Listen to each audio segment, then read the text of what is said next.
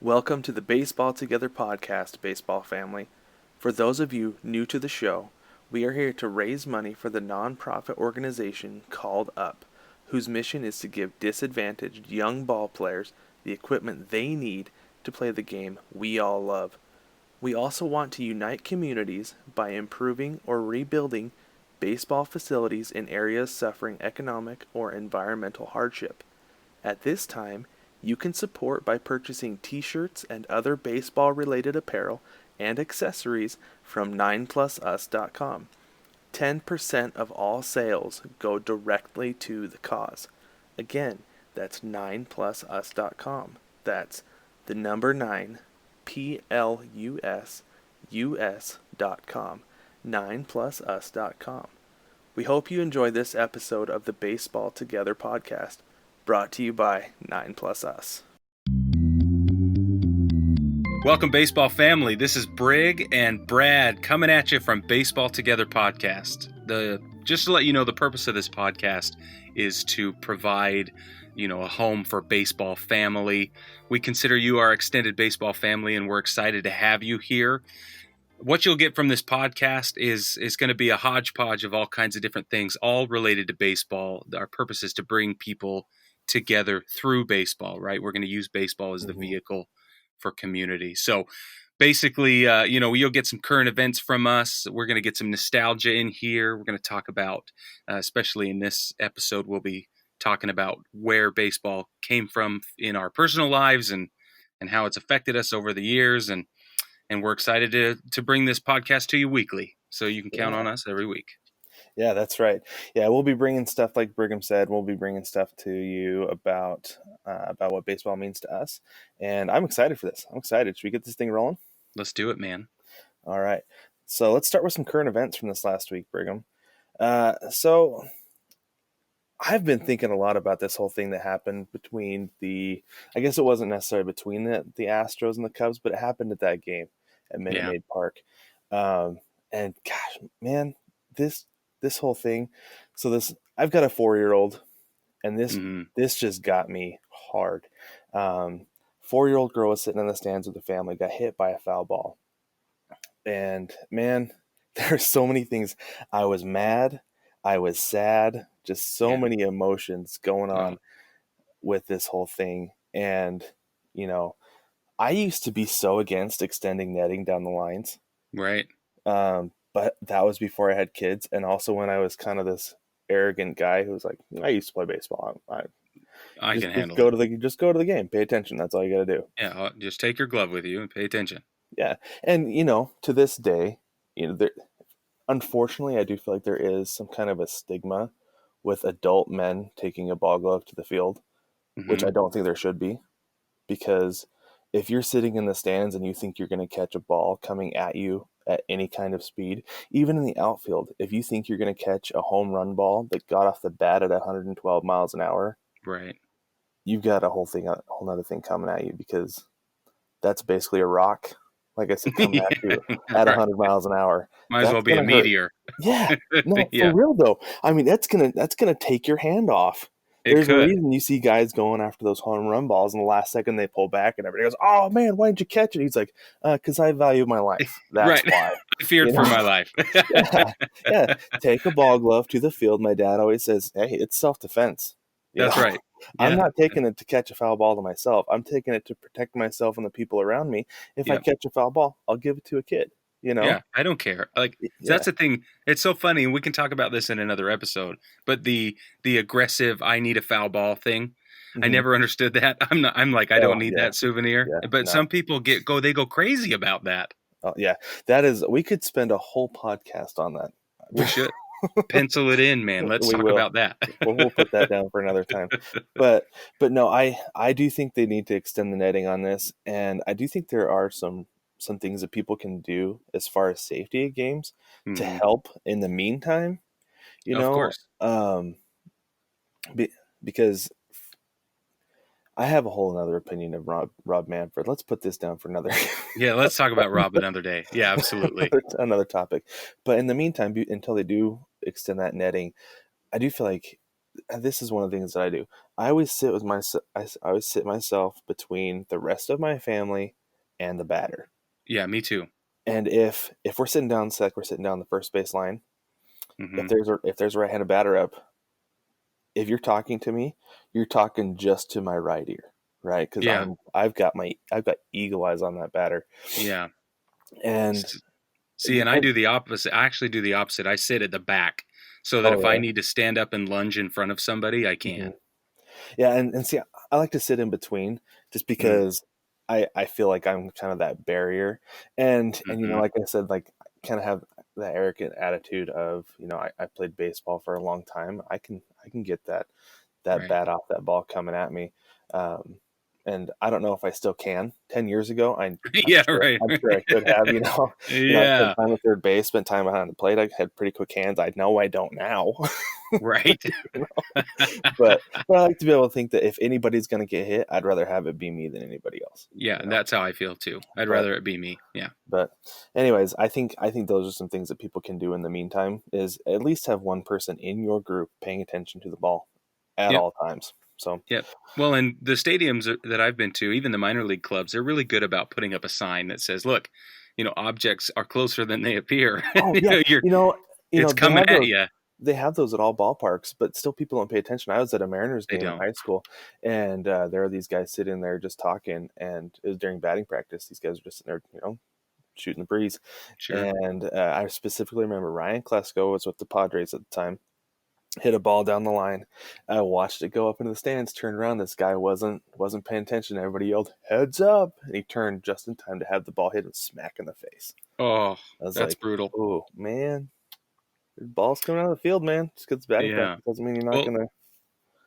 what I find so interesting is that in society in general, right? Like the Hmm. younger fan base is is paying less and less attention in every other aspect of their lives, right? Like Hmm. driving, it's no different. In school, it's no different.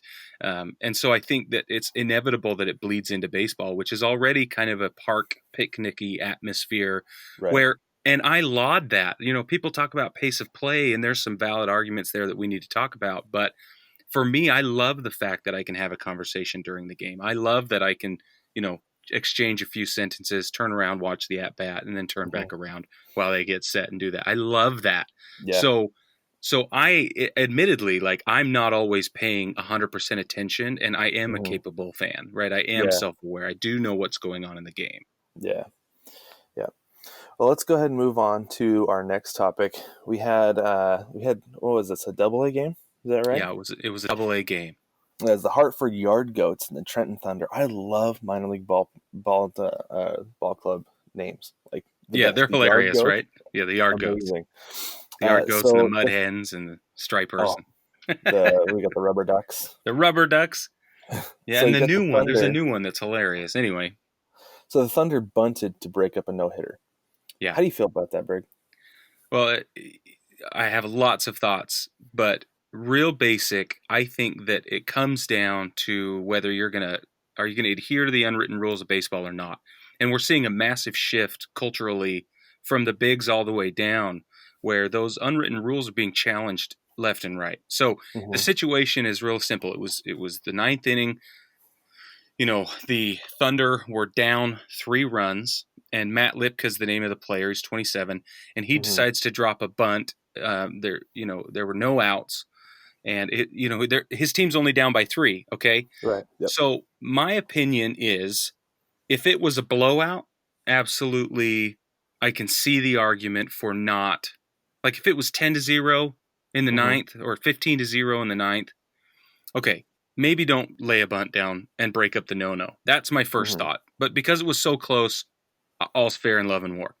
The second Right. thought that I had was that, this was a combined no-hitter. I think there were 3 or even 4 I think pitchers. I think this was the fourth pitcher. Yeah. Yeah. So it's the fourth pitcher. It just is inevitable that it is less significant. Hmm. In my opinion, and I know pitch count is a massive issue right now, and people are always, pulling guys earlier and earlier and earlier. I mean, I think we'll see a day where starting pitchers might only go to the fourth inning for some reason, just to preserve their arms, especially Hmm. early in the season. But to have a combined no hitter is not as exciting as a true no-no, right? With a Right. starting Yeah. pitcher who's all the way in the ninth, getting all 27 himself. That's different. Yep. No, I totally agree with that part as far as the no hitter, but this is an unwritten rule that I do not agree with. Just because I've seen teams come Oh yeah, all the way back, no matter how far you are down, because that's part of a no-no. You got to get 27 outs, yeah, right? yes, Like if I don't care if there are two outs in the bottom of the ninth and he hasn't given up a hit and you're down 7-0, you still got to get that last out, and that team still has one more out to score 7 runs. yep, that's right. And I remember going up to bat in late innings of a game, and I looked down to the coach like, third base coach, you got a runner on first or nobody on. And it's like, hey coach, what do we? You want me to bunt? You want me to do? It's like they just look at me, give me nothing to say. Hey, we just need base runners. Yeah, You know, that's right. that's the first thing. That's the first thing you got to do if you're going to come back. You just need base runners, Yeah, and sometimes that's a bunt can spark that. So I have no problem with that. And to be honest, as far as the unwritten rules go here, I feel like we've come so far away from the spirit of the unwritten rules, because I feel like that's really what they were was was to help with the spirit of the game. I took a sports officiating class when I was in school, and I'm, I'm going to take this to the time. Right now we're at the Women's World Cup just started, yeah, so I'm going to make a soccer reference here. do it. Uh, It's gutsy, but do it. My soccer teacher told us the spirit of the game is make sure everybody's having fun and everybody's safe. And I feel like the unwritten rules is just make sure everybody's having fun and everybody's being respectful. Yeah, Like like that's really if all you it is. boil it And it's down, like, yeah, yeah, like if it's a 7-0 game and we've got a no and somebody lays down a bunt and I'm a third baseman, I'm just like, oh man, you got me. you That's got me. good. Yes, You know, like kudos to you, buddy. And the pitcher's gonna be mad. I understand that, but he should be mad at his third baseman for playing so far yeah, back. that's You right. And know, so what I yeah, did was I asked the VIP group. For those of you listening, we have a VIP group on Facebook. We want you to be a part of that. So come and join the 9 Plus Us VIP group. But I asked the VIP group, I said, look, baseball family, what do you think of this? This is the situation, whatever. And we had some really interesting comments. Matthew Friend says it's just plain smart baseball, right? Out on the field, you hmm got to be ready for anything. And if the batter shows bunt at all, then that third baseman and the pitcher and everybody needs to be paying attention and hustling hmm to get down the baseline, first baseman and everything. So, if you're not covering a base, you got to be backing one up, right? If you're not backing yeah, one up, then you better be in a cutoff position. That's just how baseball hmm goes. And so I yeah, think you're right. And I think the overwhelming majority of fans would agree with you. and I understand. As far as covering a bunt, it can be tough. If you're playing back and a guy shows bunt late Yeah. in a non-bunt situation like that, I understand all that. But at the same time, like there was I think there's only one out in this situation. No, I don't You think there were know, any outs. oh, even more so, Yeah. no outs. No outs. You've got to be up. I feel like the Oh, there third was baseman one has to out. be up. Yeah, there was one out. Okay, yeah. Either way, one out. That's still a normal bunt situation. It is. So, Yeah. all right, well, What let's go kills ahead and wrap me, up this. what Oh, kills me sorry. is Go ahead. that he's been getting death threats. Oh gosh, So there's no reason for this that guy, so ever. the fans, the Yardbirds fans or Yard Goats fans, they've been issuing death threats over social media to this guy Matt hmm Lipka.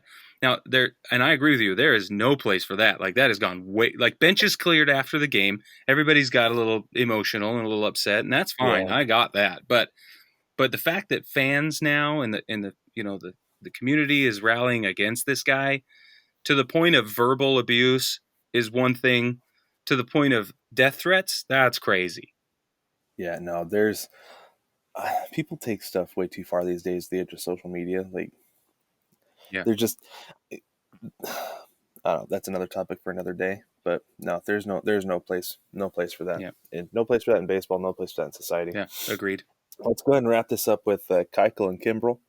We had Craig Kimbrel went to the Cubs. Yep. He is going to be there through 2021, it looks like. And then Dallas Keuchel went to the Braves on a 1-year deal. Yeah. 1 year deal. So, so honestly, with these guys coming this late in the season, I'm fine with that. In fact, if I'm the Braves and the Cubs, I'm loving it Oh, yeah. because because they're basically just coming out of an extended spring right now. Mm-hmm.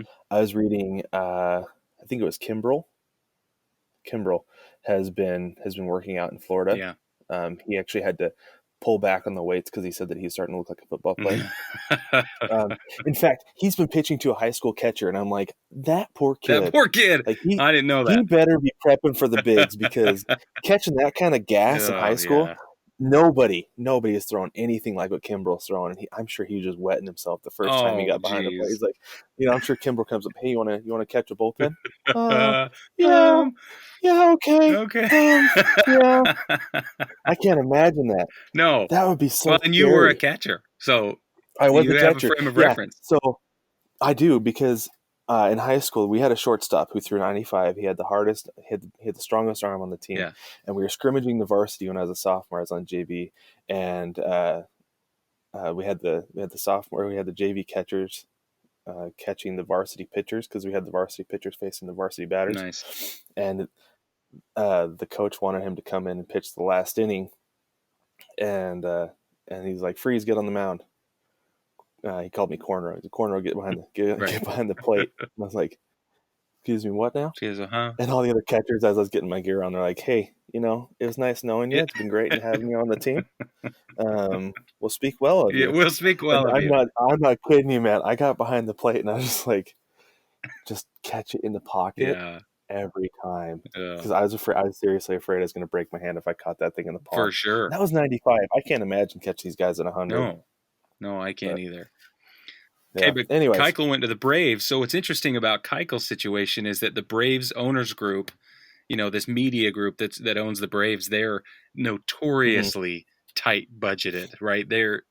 right. And they spent all their money on the Battery, which I don't think have you been down to the Battery now in Marietta? I have not. Okay, so they're no longer at Turner Field. For those of you that don't know, the Braves Right. don't play at Turner anymore. They're not actually in Atlanta, right? It's like 40 Right. minutes north of Atlanta in Marietta. And I've been down there. I've been to a game down there because I live close. And this is the most gorgeous ballpark atmosphere that I've ever seen at a major league Yeah. facility. It's crazy, but it's also crazy expensive. And so Hmm. they're using potential payroll and salary and signing bonuses and all that money to pay off the bond and try and recover some of the expenses of this real estate deal is basically what it is. So Huh. for the fact that they came out of pocket for a guy that they need is one really interesting thing. I don't know if you've been paying attention to the Braves. I live in Braves country, so everybody's always talking Right. about it. But what's interesting is that their pitching has been deteriorating steadily since the beginning of the season. Oh yeah. And so the topic of conversation around pitching is, oh my gosh, we need one guy real bad. And so there's a lot of conversation about how, Keuchel's Hmm. a little older and he's lost some velocity and all of that's true. He had a pretty rough year last year Yeah, too. he did. And he's a higher contact rate guy now. Like people are getting Yes, a he piece is. of him more than they ever Right. have. So but what he's going to bring to the clubhouse, I think, is the most important, right? He's going to bring veteran maturity to a really young team. He's going to need, or he's going to bring a bunch of charisma and leadership and all the stuff that I think Hmm. will help ground these players. And they're only a couple games behind Philadelphia right now, so it'll be interesting to see what this one shot of leadership does. And then, of course, we got the trade deadline coming up, so who knows what could happen because they're ranked 21st in Major League Baseball in payroll right now. They're at like 116 Oh yeah. million. Yeah, it's very low. Well, and I mean they've got such a young core. I mean, that's why they're not paying anybody That's right. anything. So is But that smart no, or is I that stupid? I think it's smart. I think having a veteran in the clubhouse goes a long ways. If especially if he can be a leader. I don't know that he necessarily had to be a leader for the Astros because they had their big three Yeah, with Altuve, Correa, and Bregman's shown to be pretty yeah, vocal. He seems to be a pretty good leader on that team.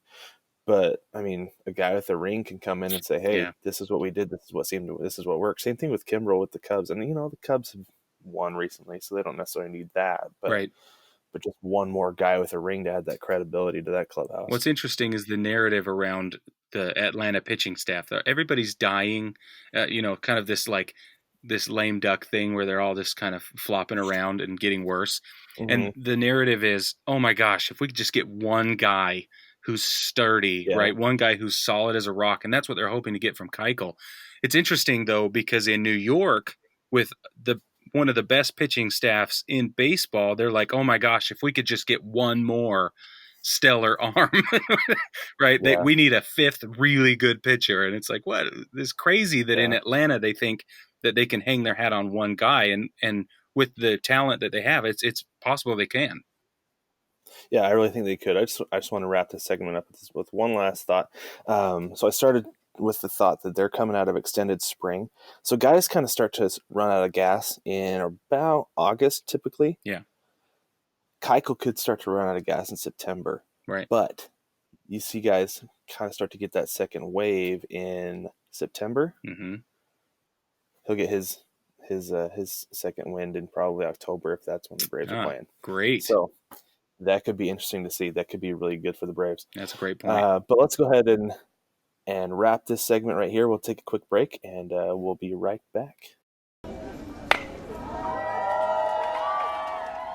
Hey, Mike, Catherine, those are some cool T-shirts you guys have. Thanks, man. Yeah, I got it from 9plusus.com. They have tons of great baseball designs. Yeah, I wear my 9plusus clothing all the time. My favorite gym tank says diamonds are everyone's best friend. And my go-to shirt for barbecue says a hot dog at the ballpark is better than steak at the Ritz. Wow, I love that. Right? Isn't that so cool? Yeah, I also got this snapback from 9plusus. They're really the greatest stuff. Well, I'm going to have to do some shopping after this batter. What was that site again? So yeah, it's 9plusus.com. So the number 9, right? 9 players on the field plus us. So 9, the number 9, PLUSUS.com. Shop 9plusus.com. Apparel for game day and every day.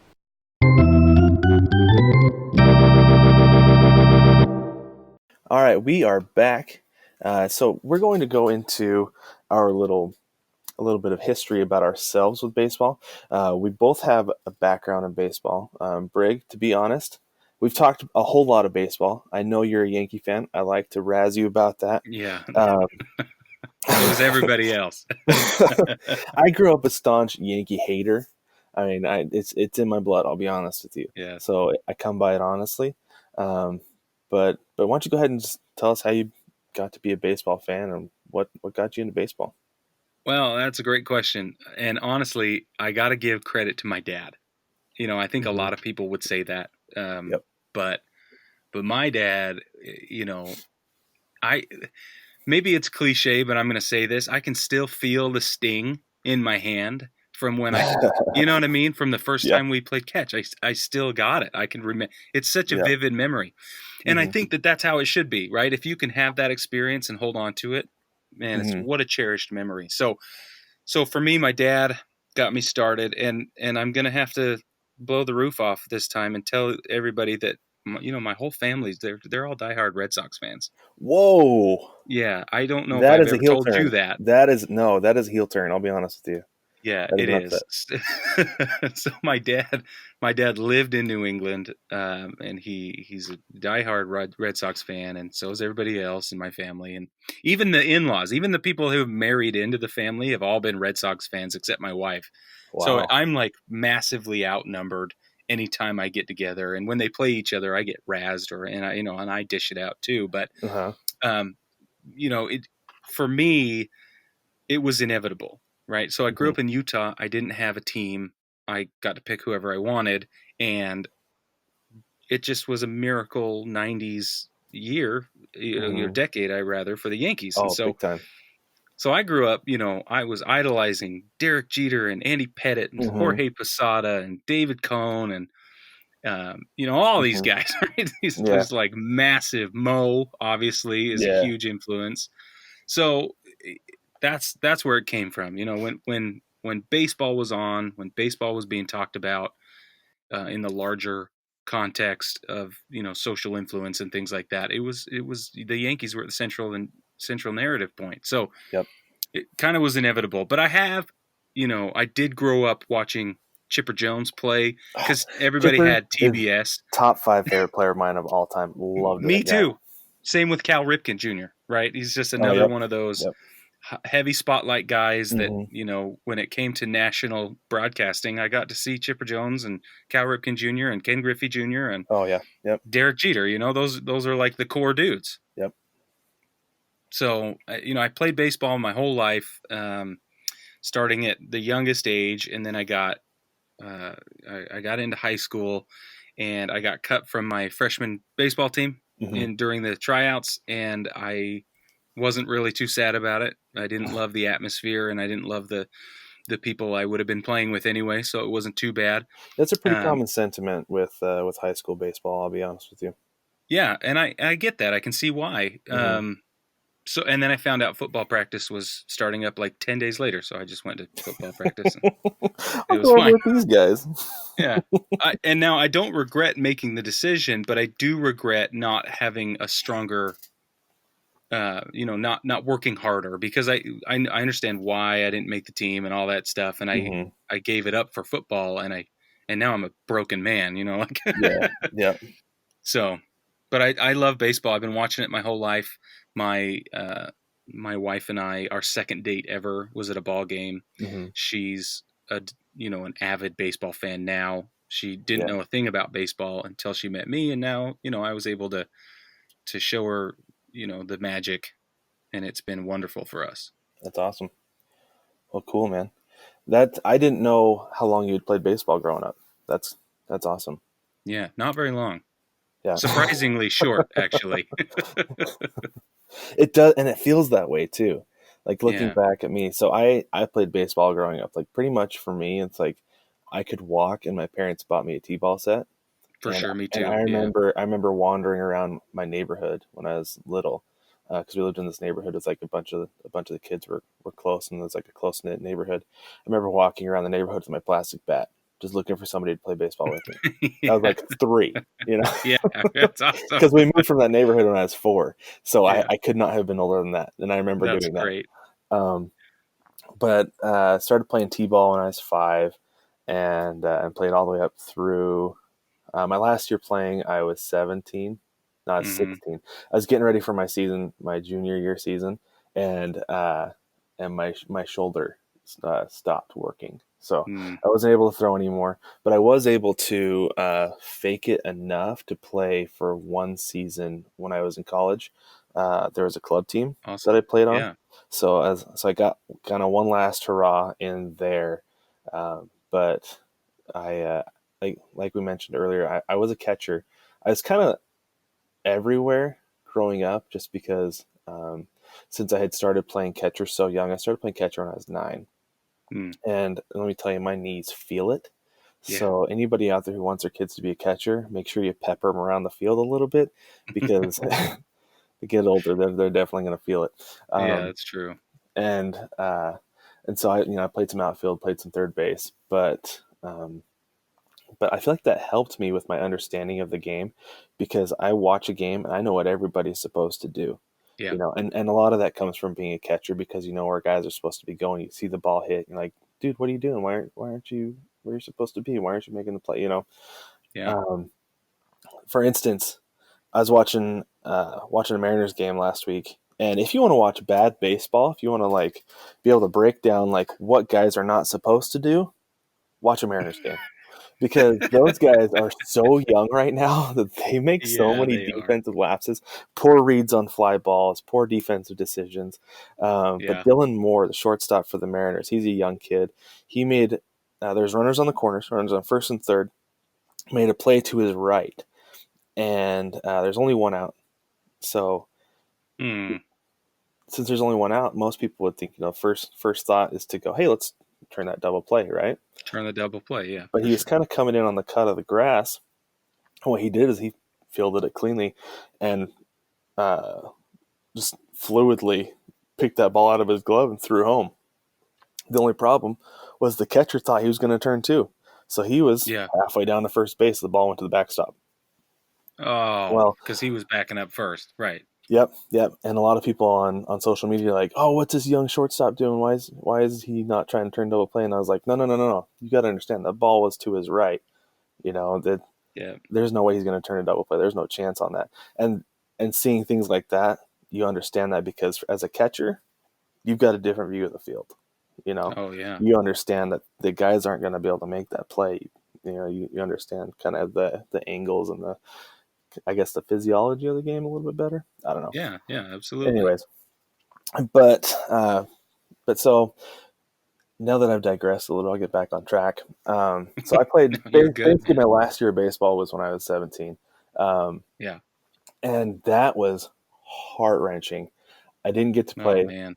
Doctor's like, if you can't, he's like, I don't know what's wrong with your shoulder.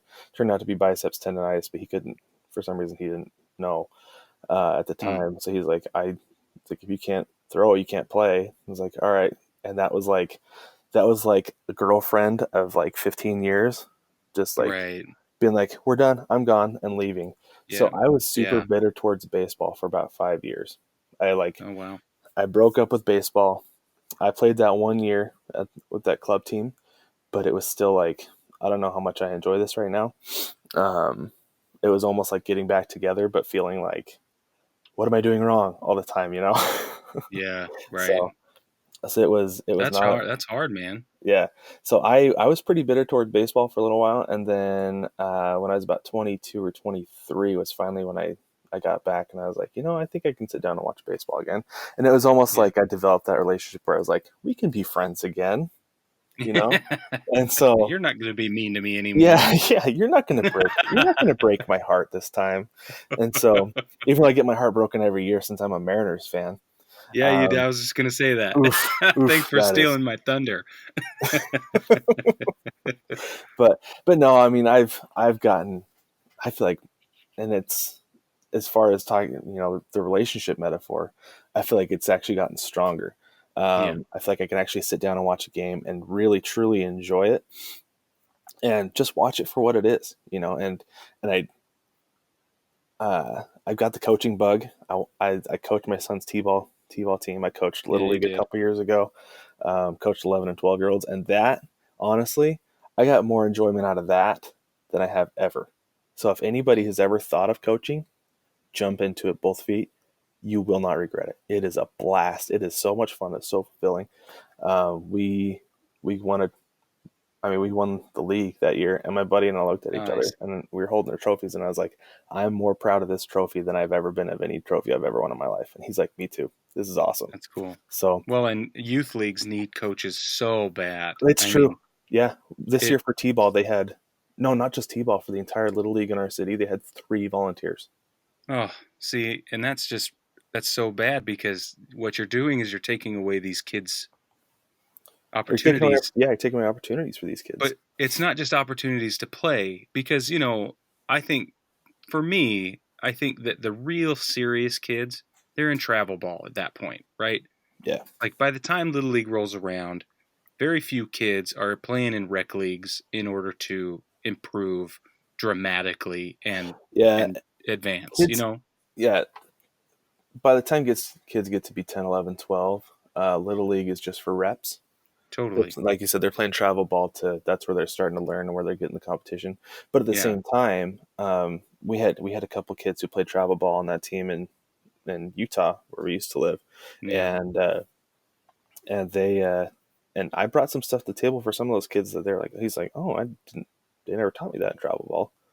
Nice. It's you get a fresh perspective with different coaches. So Absolutely. Well, and it's because the tone of Little League is different. mm-hmm. You get what you're doing is you're providing these kids with memories, and that's what's important to me is that they're building lifelong friendships, they're building memories, they're growing as an individual, right? They're learning these life lessons that they can't get anywhere else. And baseball, Oh yeah. I've never met a better metaphor for so many things in life than baseball. Baseball is, and we'll do an episode on that too because that's absolutely. a whole ball of wax. But Yeah. Yep, absolutely. Let's put a wrap on this segment, take a short break, and we will come right back. From proper baseball hat wearing etiquette to baseball in Cuba to first-hand experiences at ballparks across America, Baseball Together provides you with baseball-themed reading material at your fingertips with an online magazine hosted by Medium.com. As a supplement to our podcast, you can read more about the topics we discuss each week when you read Baseball Together. So, whether you're waiting at the doctor's office, sitting at the bus stop, or just have a couple of extra minutes, you can read in-depth breakdowns about current events in the sport we all love, or enjoy light reading involving the emotional side of baseball that brings us all together. Visit medium.com and search Baseball Together, because sometimes you just want to read about baseball.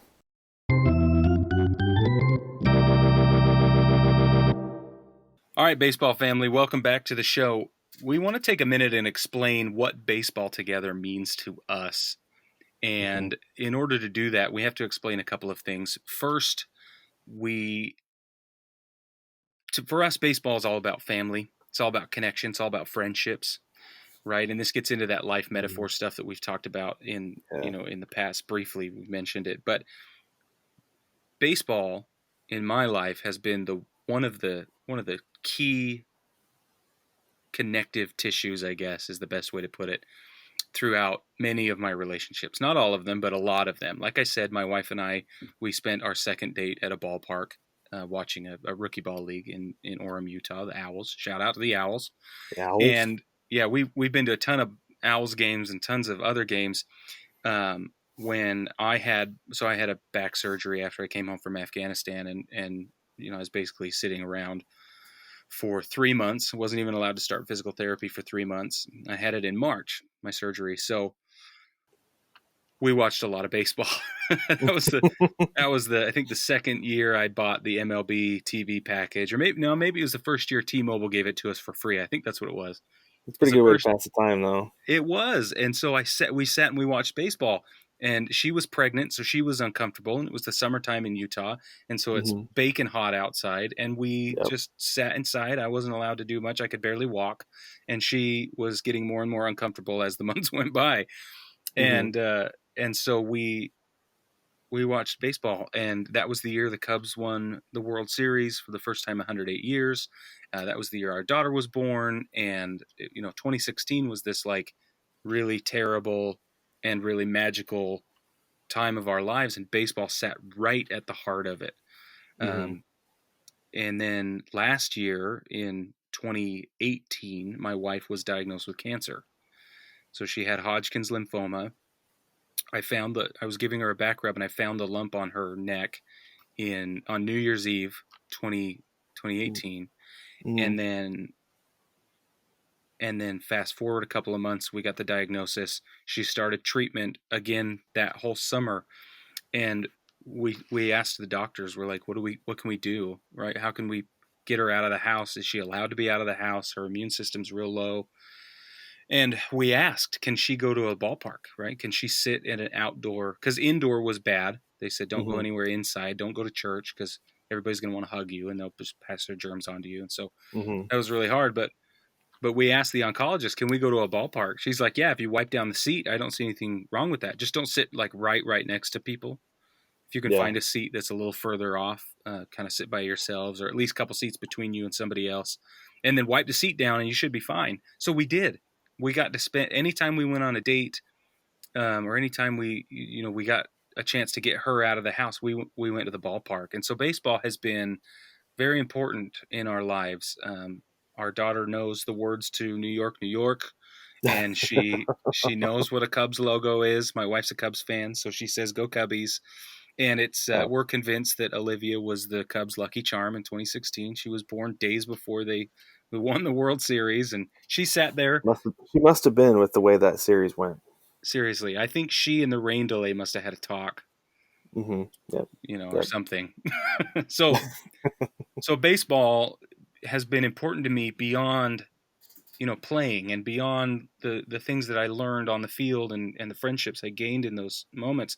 Baseball has brought my family closer together. And so what we're doing here, what we want to do is bring people together through baseball. Baseball is just the vehicle, right? But our goal is to help you find your tribe. Our goal is to make sure that that if you need more baseball people in your life, that can be us. We do meetups around the country. When we get a chance, we host meetups at minor league ballparks. As we've said, I feel like there's no better place if you're going to meet up with people at a baseball game. Minor league ballparks are the way to do it. Oh, I totally Intimate agree. setting. not a whole lot of ticket regulation at those games, so Yeah, you can kind of go wander, do whatever you want at those yeah, places. And Major League ballparks are starting to get more that way because they're about the fan experience. yeah. But yeah, if you want to go somewhere with some friends and have a good experience together, go to a minor league game because you're gonna have a good time. Yeah. And so what we want to do is the topics we want to cover are all, we're going to cover current events, but we're also going to cover love of the game. And so what we're hoping to do is if you have somebody in your life that's investigating baseball, I guess is the best way to say it, or you want to get them involved in the game, then we want to be that place. We want to be that resource to make sure that they feel comfortable. So we're going to explain things like what OPS means and what WAR Hmm. means. Some of these sabermetric statistics that go way over the head of these new fans, because you need to not be doing baseball alone. So we're going to do it with you, but we also want to make sure you are able to communicate baseball with those people closest to you. If you want to get your wife or husband to the ballpark, then we want to help you do that. If you want to get your kids involved in a game and excited about the game that you love, then we want to help you do that. Yeah, and if you just need somebody to talk baseball with, I mean, it sounds like it kind of sounds like a support group, but I mean, I work. Or proselyting, yeah. But seriously though, I mean, the guys I work with are football and basketball guys. They Yeah, don't know anything about baseball, right. so I don't have anybody to talk baseball with at work. I'll be cruising my phone, taking a little break, and I'm like, oh hey, oh you don't care. So. Uh, so I have certain people who I send text messages to about baseball, and we've got the Facebook group, uh, Yep. and that is so active. There's things posted all the time, and if you and All the time. like Brig said, if you have a question about OPS, about WAR, or if you just find something that's awesome, share it. We want it to be a community. We want to talk baseball together. I mean, seriously, let's do baseball together Let's do because it together. as much as I love to sit down and watch a baseball game by myself and just love it, And just veg it's out. so much. Yeah. Just totally just veg out. I like to be able to sit and watch a game with somebody, just talk about stuff, but also be like, oh man, did you see what happened there? Hmm. Um, like I like going to games with my wife because she'll let me just sit and just spit random stuff. Like we went to a bees game in Salt Lake one time, and I was like, "Look at that pitcher, see what he's doing?" She's like, "No, tell me." Even though I don't know if she actually listened, I was like, "His stride." I was like, "His stride isn't very long." I was like, if he took a bigger stride, he'd probably had 3 4 miles an hour to his fastball." She's like, "Oh, that's interesting." I don't know how Yeah. much she really cared or if she thought it was interesting, but I had somebody there that I could tell that to. Yeah. So I And feel make like you it's more feel fun to better. be able to. I felt so much better than just just thinking in my head like, oh, that guy's stride. I was able to vocalize it to somebody. Yeah. So if you have something you want to vocalize to anybody, put it on Twitter. You can follow me on Twitter at Jojo Cornrow. I'm not super active, but if you say anything to me anywhere, I will respond. I always will. Yeah. Me too. You can come on Facebook, and I typically try to respond to active comments and things like that, to active posts. So because I just think it's fun. I just think it's fun to have people to talk about baseball with. Yeah. So just so you guys know, everything we do is in conjunction with 9 Plus Us. It's a baseball apparel company that we run, and Hmm. the purpose of that, as we have explained a little bit in the, and we'll continue to explain, is the purpose is to use baseball as a vehicle for a charity that we're running as well. So it's our nonprofit. It's called Called Up, and it's still in the early stages. But every T-shirt you buy goes toward, a portion of those proceeds go toward building this charity and getting kids the opportunities that we've had. Taking eager young ball players and putting a glove in their hand or cleats on their feet, whatever it is that they need in order to learn those life lessons and gain those friendships, lifelong friendships, and have those memories. Um, so that's part of what we're doing. You can find us at 9plusus.com. You can buy t-shirts at shop.9plusus.com, and we have There's a link on 9plusus.com as well. So if you have a hard time remembering the shop part, yep, that's just fine. That's nine spell out plus plus yes, us.com. that's right. So So there's a lot going on here, but ultimately the I think the title Baseball Together speaks for itself. We're here for you. We're here for baseball because we love it and we love people and we want everybody to have a place. That's right.